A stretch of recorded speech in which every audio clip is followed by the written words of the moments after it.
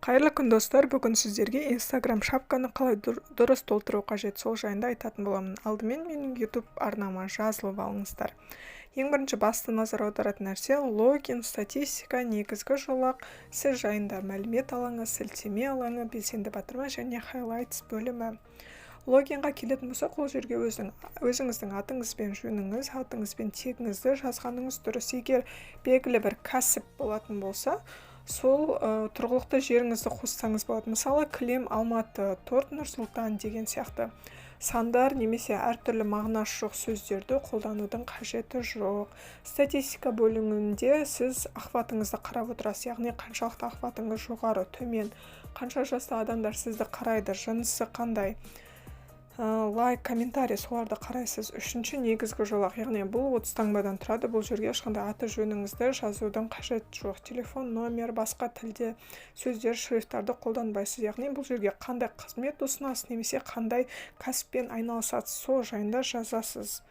Мысалы, балалар киімі Алматы деген сияқты.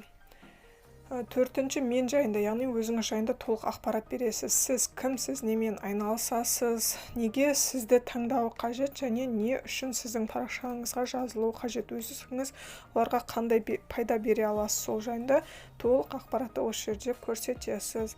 Бесінші, сілтеме алаңы. Бұл жерге WhatsApp сілтеме, Telegram сілтеме, таплинк немесе tilde сілтемелерді қойсаңыз болады. Яғни парақшаңызға келген адам сіз жайында толық ақпаратты осы жерден көріп біле алады және сізбен оңай байланысқа түседі.